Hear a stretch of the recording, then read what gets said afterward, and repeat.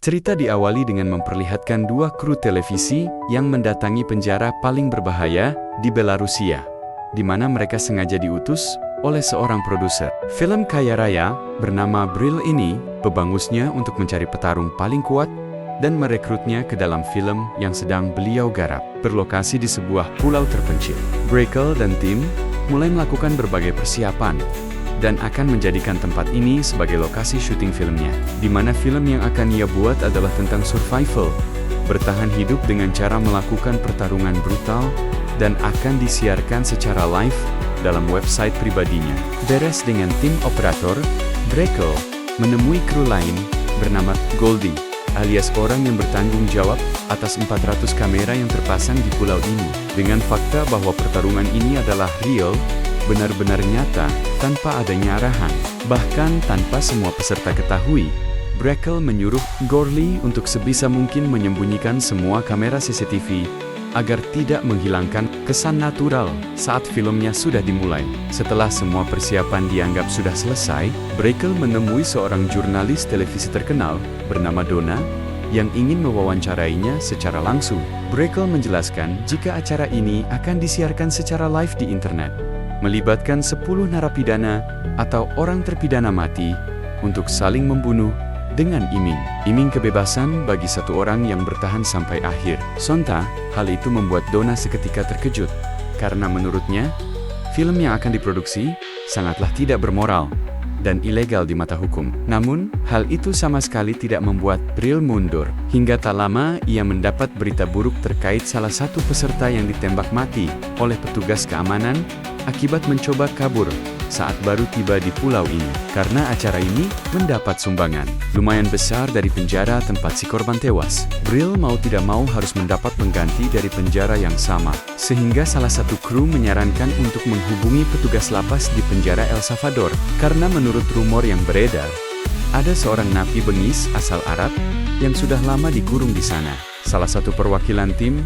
akhirnya datang langsung untuk melihat seberapa brutal dan hebat si napi dalam bertarung. Sebagai bahwa napi Arab ini benar-benar tangguh, sipir akan memborgol dan membiarkan dua napi lain masuk untuk menghabisinya, dan bukan isapan jempol belaka. Rumor tentang kebengisan si napi ini ternyata benar. Meski sekujur badan terikat rantai, ia masih mampu menjatuhkan lawannya dengan mudah.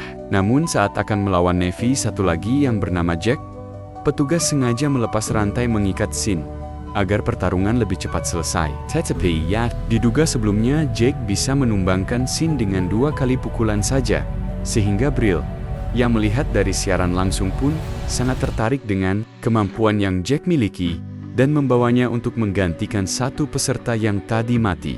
Thank you God. Singkat cerita, tibalah para napi di pulau yang sudah Brakel rancang sedemikian rupa agar bisa melakukan live streaming. Sebelum dilepaskan secara bebas, panitia menjelaskan bahwa mereka hanya diberi waktu 30 jam saja untuk bertahan. Jika lebih dari itu, maka bom yang terpasang di kaki mereka akan meledak secara otomatis, yang dalam perjalanan mengelilingi pulau menuju titik pelepasan. Jack mulai mengamati markas Brakel dan melihat arah mata angin pada helikopter untuk nantinya menyelinap masuk, pergi ke sana. Satu persatu para napi dilempar dari atas helikopter dengan membawa sebuah kunci untuk membuka rantai yang terpasang di tangan dan kaki. Namun ketika giliran salah satu napi gerengseng akan dilempar, ia malah terus berontak karena tak mau diturunkan, sehingga aps-aps akibat tindakan bodoh yang dilakukan. Biari langsung memerahi si petugas karena dianggap lalai dan mengakibatkan satu peserta harus mati sia. Giliran Jack yang akan diberikan kunci borgol, ia malah menghajar si petugas hingga berdarah, sehingga Jack langsung dilempar begitu saja tanpa diberikan kunci borgolnya. Selesai melempar semua nee, kita akan berkenalan dengan satu Navy keriting bernama kita panggil saja si Kribo. Melihat ada napi lain di kejauhan, si Kribo segera pergi untuk bersembunyi di balik batu. Namun hal itu nampaknya terlambat karena dirinya sudah keburu ditangkap oleh napi lain.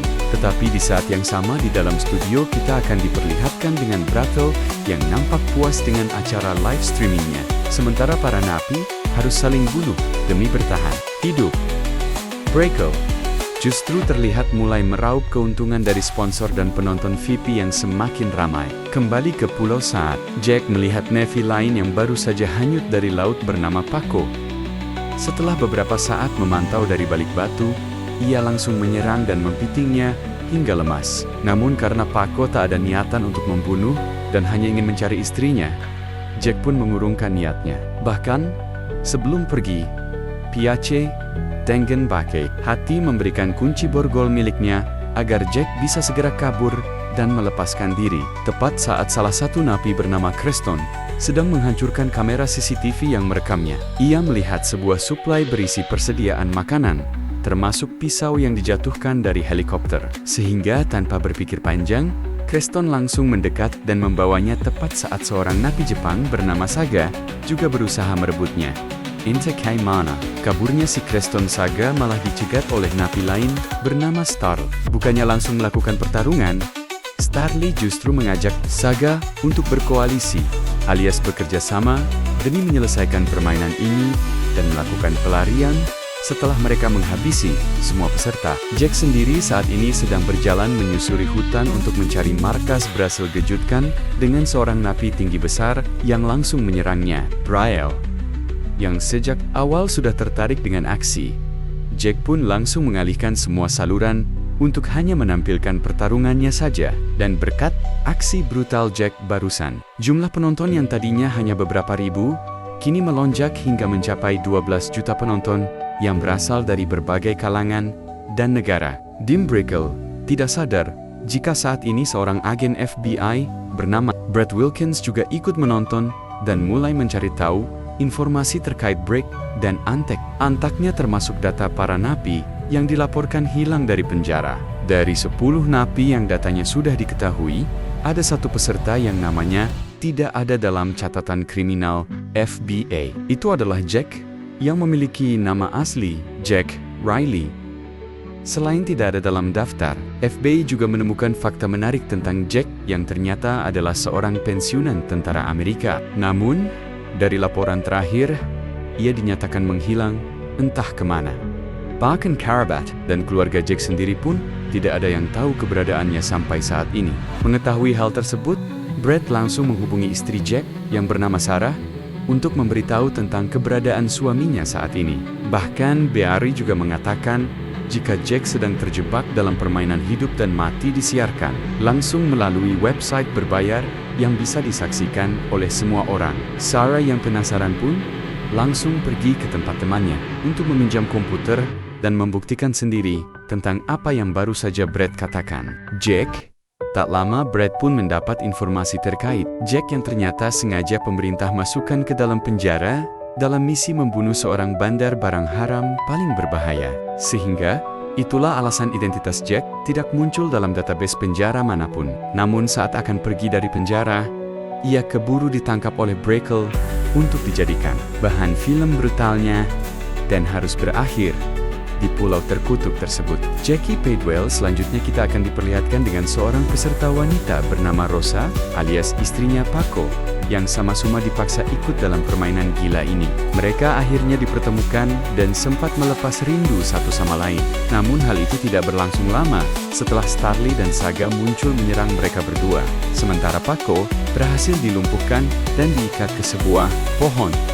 Rosa harus mengalami nasib tragis saat Starly akan menggadap bahnya di balik semak-semak, tepat disaksikan oleh Puck dan para kru yang memantau dari CCTV air naas. Rosa harus tewas setelah Starlin menarik pemicu bom di kakinya. Sementara untuk Paco, ia berhasil kabur ke dalam hutan tepat saat Saga sedang lengah. Melihat kejadian barusan, para kru mulai berpikir jika ini sudah keluar dari jalur dan tak seharusnya dilanjutkan, sehingga pacar Brickell yang bernama Julie memintanya untuk segera menghentikan acara ini, termasuk Goldie yang juga memilih untuk mundur. Namun hal itu tak berlaku bagi Brickell dan dua kru setianya, yaitu Edie dan Bella, yang akan tetap melanjutkan acara live streamingnya. No Legacy. Singkat cerita, malam pun Puck, kita akan melihat Jack yang tak sengaja menemukan Pak sudah terluka parah akibat serangan Starl tadi siang. Setelah menceritakan semua nasib malang yang dialami, Jack pun memutuskan untuk mengajak Pak melakukan pelarian. Namun karena saat ini, kaki Pak terluka parah, mereka akan bermalam di sebuah gedung terbengkalai, sambil mencari cara agar GPS yang terpasang di kakinya tidak dapat dilacak oleh Brakel yang terus mengawasi dari balik layar. I don't like being tracked. Wow. Dan ya, Jack berhasil merusak sinyal GPS yang membuat semua kru dibuat heran, karena kini ia sudah menghilang dari radar. Brakel yang melihat Jack sedang bergelantungan di atas tali pun langsung menyuruh petugas keamanan untuk menangkapnya tanpa sadar jika Jack sudah tiba di depan Marquez, Brakel, dan melumpuhkan beberapa penjaga yang ada di sana. Bukannya langsung menghubungi FBI atau pihak kepolisian untuk meminta bantuan, Jake justru malah menelepon Sarah memberikan data bank miliknya, agar Sarah dan anak mereka bisa membawa uang tabungannya. Menyadari keberadaannya sudah diketahui, ia buru-buru mengirim koordinat pulau ini agar Sarah segera memberikannya kepada pihak FBI. Tetapi, beruntung Jack sempat memberikan titik koordinatnya pada Sarah, tepat sebelum Brill mematikan generatornya, sehingga ia langsung kabur dan kembali menghilang ke dalam hutan. Sementara Sarah sendiri melaporkan temuannya kepada Brad agar segera dilakukan tindak lanjut, sekaligus meringkus Brill dan semua orang yang terlibat di dalamnya. Di Tempot Lane, Kristen yang sudah berteman baik dengan si Kribo terlihat sedang istirahat dalam sebuah bangkai pesawat. Bahkan saking akrabnya, para pemirsa yang menonton pun menyangka jika mereka akan melakukan olahraga malam tanpa sadar jika si Kribo diam-diam menyimpan rencana jahat untuk Reston, yaitu get this. Hey baby, where you at? Sementara itu, Jack yang berhasil lolos dari kejaran para penjaga, memutuskan kembali ke tempat terakhir dirinya meninggalkan Paco. Namun, alangkah terkejutnya Jack saat melihat Pat sedang disiksa oleh Starl dan Saga. Bahkan mereka dengan tega membakar Pak hidup-hidup tanpa ada seorang pun yang menolong, termasuk Jack. Karena saat ini, ia berada di sisi lain dari jembatan tersebut. Baby, game on. Keesokan paginya, Jack mulai mempersiapkan diri untuk menghabisi Starly dan Saga. Orang pertama yang diincar adalah si Saga, yang saat ini berada di bawah terowongan menggunakan tongkat besi sebagai senjata utama. Saga benar-benar dibuat kewalahan dengan rentetan pukulan yang Jack layangkan, di mana Starly yang melihat pun langsung turun untuk membantu. Dan inilah yang terjadi. Lolos dari serangan barusan, kini Jack harus terjebak di gudang bekas penyimpanan bahan peledak dengan si Kribo yang ternyata bersembunyi di sana. Sempat akan menyerang Jack, tapi gagal. Si Kribo justru harus dibuat sekarat saat Starly berhasil memanahnya, disusul dengan Saga yang melempari bom molotov ke dalam gudang, sehingga entah bagaimana nasib Jaksa telah masuk ke dalam lubang pembuangan. Kita akan diperlihatkan dengan Saga dan Starly yang mulai saling bunuh karena mengira Jack sudah mati, di mana Saga cukup dibuat kesulitan untuk mendekati Starl karena masih memiliki satu anak panah lagi, dan memutuskan untuk menyerang dari sisi yang lain. Kid. Dan ya, rupanya Jack berhasil selamat dari ledakan barusan dan langsung menghajar Saga hingga babak belur. Namun saat eksekusi akan dimulai, muncullah Starly yang membuat pertarungan jadi tidak adil. Tapi meski begitu, mereka bukanlah lawan seimbang bagi seorang si Jack ini. Mengetahui Saga sudah mati, Starl yang tak ingin bernasib sama pun nekat melompat ke air terjun, disusul dengan Jack yang juga ikut melompat. Tak lama, helikopter pembawa suplai berisi senjata jatuh di sekitar keberadaan mereka. Namun saat Jack akan mengambilnya, di sana sudah ada Starly yang lebih dulu mendapatkan senjatanya. Sehingga tak hanya berhasil membuat Jack terpojok, Starly juga dengan edannya menghabisi para kameraman yang sedang meliputi acara ini. Loh, kok kameraman mati sih? Biasanya kan selalu selamat. Beberapa saat melanjutkan pencarian, ia dikejutkan oleh Jack yang langsung menyerangnya dari belakang. Dan pertarungan antar dua pria sejati pun langsung dilakukan, dan tak terelak pun terjadi. Pada akhirnya Jack harus tewas setelah Starl menghujaninya dengan peluru panas. Hal tersebut benar-benar membuat Sarah terpukul, karena kini ia sudah resmi menjadi janda. Tak terkecuali para penonton setia Jack, yang sejak awal mendukungnya, turut dibuat sedih atas kematian Jack barusan. Sementara itu di markas FBI, tim pencari akhirnya berhasil menemukan lokasi Brajlat. Ini sehingga pasukan khusus langsung berangkat menuju pulau dan akan tiba di sana kurang lebih 1 jam lagi. Namun, hal itu tampaknya sudah terlambat karena Eddie keburu mencium kedatangan FBI dan langsung melaporkannya pada Brakel tanpa mempedulikan anggota lain. Brill dengan teganya akan meninggalkan mereka di pulau ini dan kabur bersama Eddie menggunakan helikopter pribadinya. Mendengar hal tersebut, Goldie langsung nyerenteng dan meminta kejelasan atas apa yang sedang terjadi. Tak hanya ikut dibuat panik, Goldie juga menanyakan terkait kesepakatan mereka dari keuntungan acara ini. Namun, bukan Brakel namanya jika tidak kejam dan licik dan sarakah dan rakus, di mana ia menyuruh Eddie untuk membunuh si gendut Goldie dan tak langsung naik helikopter. Brakel menemui Starly untuk mengucapkan selamat atas kebebasannya. Ia juga melepaskan bom yang selama ini menempel pada kakinya. Namun, saat menanyakan uang pesangon yang dijanjikan, Brakel seakan lupa dan menyuruh penjaga untuk mengantarnya pulang, tanpa sadar jika itu adalah sebuah kesalahan besar. Karena beres menghabisi penjaga yang ada di luar, Starl masuk ke pusat kontrol dan menginterogasi semua orang yang ada di sana. Namun, karena tidak ada yang tahu kemana perginya si Brill, Starly langsung menembaki mereka semua dan hanya menyisakan Yuli seorang diri. Tanpa semua orang sadari, rupanya Jack lagi-lagi masih hidup dan saat ini sedang menuju pusat kontrol untuk mencari keberadaan Brill. Setibanya di dalam, ia mendapati Starly yang dibuat cukup terkejut karena Jack benar-benar sulit dibunuh. Sempat mengajaknya berdamai dan bekerja sama menghabisi Brachel itu, tampaknya percuma saja karena Jack sudah bulat dengan keputusannya untuk membunuh Starly.